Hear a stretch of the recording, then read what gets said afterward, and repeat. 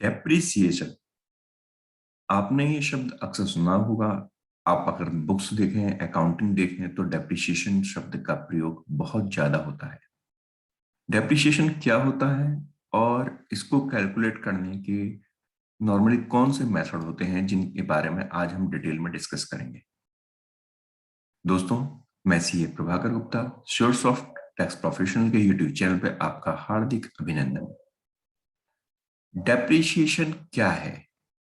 अगर हम accounting terms में बात करें तो in accounting terms depreciation is defined as the reduction of recorded cost of a fixed assets in a systematic manner until the value of the assets becomes zero or negligible।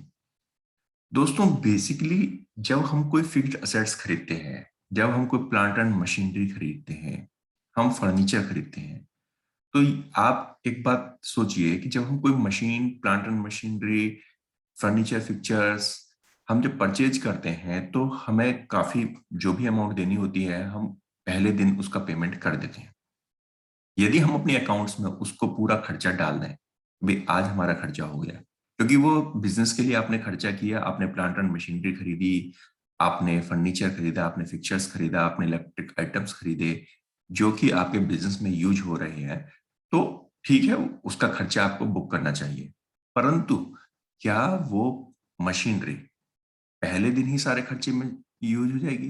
क्योंकि machine हो सकता है कि अगले 5 साल, 7 साल, 10 साल तक प्रोडक्शन करके दे। यदि आज मैं मशीन लगा के सारा खर्चा आज बुक कर लूंगा, मेरा सारा लॉस आज हो जाएगा, तो अल्टीमेटली मेरी कंपनी के अंदर लॉस होना ही होना है। दूसरी बात यह है कि वो मशीनरी, वो फर्नीचर मेरे को कुछ सालों तक, 5-7 साल तक वो मुझे बेनिफिट देगी। देखिए, कंज्यूमेबल्स में जो रेवेन्यू एक्सपेंडिचर्स होते हैं वो तो ये है कि आज हुए, आज ही वो खत्म हो गए। लेकिन आपको मशीनरी, फर्नीचर, या लेट से आपने लैपटॉप खरीदा, तो लैपटॉप तो आप कई साल तक यूज करोगे, पहले दिन तो आपका यूज होकर के खत्म नहीं हो जाएगा। तो उनकी कॉस्ट को एक्सपेंसेज में एक साथ बुक ना करके हम पार्ट में बुक करते हैं। उसके लिए एक प्रोसेस है कि जिसको हम कहते हैं कि भाई आखिर हमारी जो असेट्स है उसकी वैल्यू कम हो रही है। आज जो उसकी वैल्यू 100 रुपए है, वो कल घट करके 90 रुपए या 80 रुपए हो जाएगी। धीरे धीरे करके उसकी वैल्यू कुछ साल के बाद में उसकी वैल्यू जीरो हो जाएगी। फॉर एग्जाम्पल, आपने लैपटॉप परचेज किया, आज आपने 1 लाख रुपए का लैपटॉप परचेज करते हैं, तो ऑब्वियस सी बात है कि 5 साल के बाद में यदि आप उसे सेल आउट करने जाते हैं तो उसकी वैल्यू तो 10,000, 5,000 रुपए के आसपास रह जाए, हो सकता है वो जीरो भी हो जाए। तो ये जो रिडक्शन होता है वैल्यू का, इसी को डेप्रिसिएशन बोलते हैं। बेसिकली डेप्रिसिएशन कैलकुलेट करने के दो तरीके होते हैं। पहला होता है स्ट्रेट लाइन डेप्रिसिएशन मेथड और दूसरा होता है रिटन डाउन वैल्यू मेथड। अब स्ट्रेट लाइन डेप्रिसिएशन मेथड क्या होता है? Straight line depreciation method is the simplest way.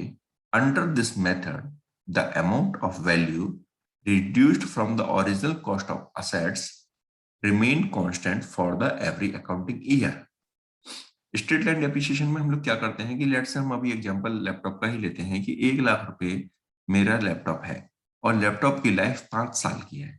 तो स्ट्रेट लाइन में हम क्या करेंगे कि भाई 5 साल की लैपटॉप की लाइफ है, फॉर एग्जाम्पल एक अंदाजे से हम एक कैलकुलेशन में रखते हैं, और 1 लाख रुपए का मैंने खरीदा, तो मैं 20,000 रुपए पर ईयर, यानी पहले साल भी 20,000, फिर दूसरे साल 20,000, फिर तीसरे साल 20,000, चौथे साल 20,000 और पांचवें साल भी 20,000 रुपए, मैं उसकी वैल्यू को रिड्यूस करूंगा, मैं उसे डेप्रिशिएट करूंगा। तो मेरा यहाँ पर जो ओरिजिनल जो कॉस्ट है 1 लाख रुपए, वो हर साल कांस्टेंट रिड्यूस होगी। मतलब कि 20,000 रुपए पहले साल, 20,000 रुपए दूसरे, तीसरे, चौथे और पांचवें साल। तो बहुत ही सिंपल मेथड होता है। नॉर्मली आप भी जानते हैं कि भाई लाइफ क्या होती है किसी असेट्स की। हो सकता है कि वो 6 साल भी चल जाए, लेकिन आपने एक स्टैंडर्ड आपको एक फिक्स करना होता है कि लगभग चलो भाई हमारा ये एवरेज 5 साल लैपटॉप चले। दूसरा होता है written down value. Under this method the percentage rate of depreciation remain fixed, but we have to reduce the assets value during every accounting year. The Income Tax Act 1961 has prescribed this method for calculation of depreciation. Basically return down में क्या होता है कि जैसे अभी मैं straight line method में बताया आपको कि वहां पे वैल्यू फिक्स होती है, हम जो उसकी लाइफ होती है उसके अकॉर्डिंग उसकी वैल्यू को फिक्स करके हम रिड्यूस करते जाते हैं। लेकिन रिटन डाउन वैल्यू के अंदर वैल्यू फिक्स नहीं होती है, यहाँ पर रेट फिक्स होता है। रेट फिक्स होने का मतलब जैसे हम बात करते हैं कि लैपटॉप की, कि लैपटॉप हमारी 1 लाख रुपए का लैपटॉप है और सपोज उसके ऊपर डेप्रिसिएशन 30% है, तो पहले साल उसके ऊपर 30% डेप्रिसिएशन यानी 30,000 रुपए का डेप्रिसिएशन लगेगा। अब उसकी जो वैल्यू हो गई लैपटॉप की, नेक्स्ट ईयर के लिए वैल्यू घट करके 70,000 रुपए हो गई। 1 लाख माइनस 30,000, अब हो गई आपकी 70,000 रुपए।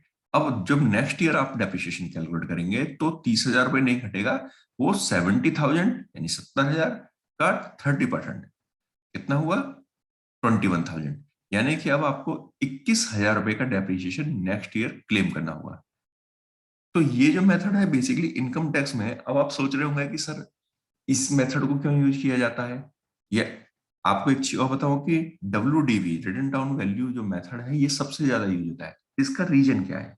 रीजन ये है कि बिल्कुल हम लैपटॉप पे एग्जांपल लेते हैं कि जी लैपटॉप आपने लिया, स्ट्रेट लाइन में आपने हर साल 20-20 हजार रुपए घटाए, लेकिन जब आप कोई नई चीज खरीदते हो तो शुरू में उसकी वैल्यू जल्दी गिरती है, तेजी से गिरती है। फॉर एग्जाम्पल आप लैपटॉप ले आइए 1 लाख रुपए का, 1 महीने बाद बेचने जाएंगे तो बिकेगा ही 70,000 रुपए का या 60,000 रुपए का।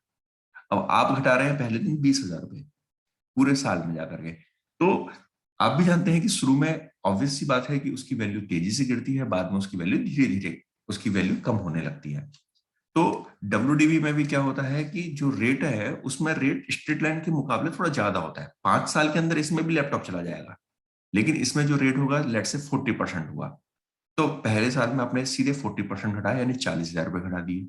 दूसरे साल में फिर आपके 60,000 पे आप 40% घटाएंगे तो आपके 24,000 रुपए घट गए। अब 60,000 में से 24,000 गए तो आपके तरफ वो 36,000 हो गए। तो इस तरह से आप घटाएंगे तो लगभग 5 साल के बाद में ये फिगर्स लगभग नेलिजिबल हो जाएगी। हो सकता है 2-3-4 हजार रुपए के आसपास की फिगर रह जाए। तो रिटन डाउन वैल्यू के अंदर जो होता है आप हर साल उसकी वैल्यू को रिड्यूस करते हैं और एक फिक्स्ड परसेंटेज से आप करते हैं। ये दो हमारे मेथड होते हैं, स्ट्रेट लाइन मेथड और WDV मेथड। नॉर्मली जो सबसे ज्यादा यूज होता है वो WDV मेथड को यूज किया जाता है। तो दोस्तों ये थी जानकारी डेप्रिसिएशन के बारे में और डेप्रिसिएशन किस मेथड से कैलकुलेट किया था उसके बारे में। आपको ये वीडियो कैसी लगी हमें कमेंट बॉक्स में कमेंट जरूर कीजिएगा। और हाँ, हमारे चैनल को सब्सक्राइब जरूर कीजिए जिससे कि आपको इस तरह की अच्छी इंफॉर्मेशन रेगुलर मिलती रहे। और दूसरा हमारे इस वीडियो को शेयर कीजिए जिससे कि ज्यादा से ज्यादा लोग इसका बेनिफिट उठा सकें। धन्यवाद।